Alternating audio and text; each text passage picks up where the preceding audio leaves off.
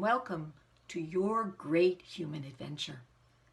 I'm Dr. MichellePeticolas, founder of Secrets of Life and Death and Second Chance Secrets, empowering motivational speakers, leaders, coaches, healers, and change makers to reinvent your life after a loss, divorce, or major life challenge. Maybe that life challenge might be simply unable for you to be moving forward in your work or your life. The way in which I help you is by enabling you to master the 4 superpowers of a great human adventure. And those are, in brief, brilliance, which is who you really are, a spiritual being coming into this 3-dimensional plane to have a great human adventure. The body, which is your vehicle in this adventure. You cannot do anything without having this body to help you move in this world. And then there's the brain, and the brain is part of the body, but it has a mind of its own, and it collaborates with the body to make sure that the body stays safe and alive.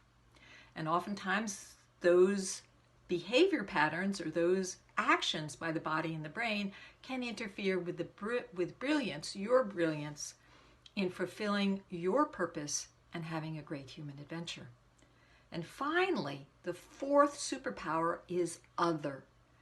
Other are all the other people that we interact with. It is the 4th superpower. It's important to remember that you are a human being, and human beings are social creatures.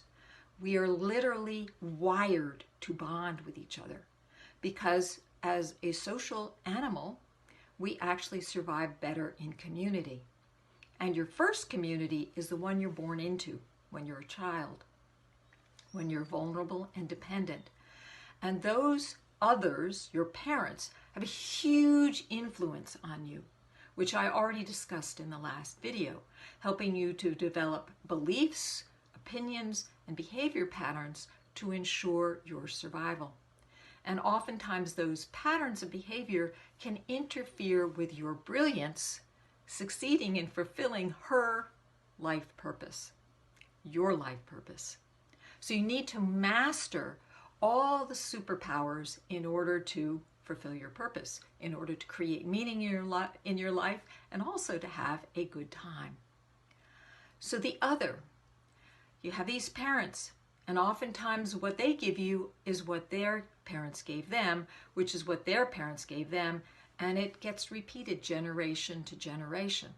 Now there are, cultural differences, new attitudes about how to deal with children.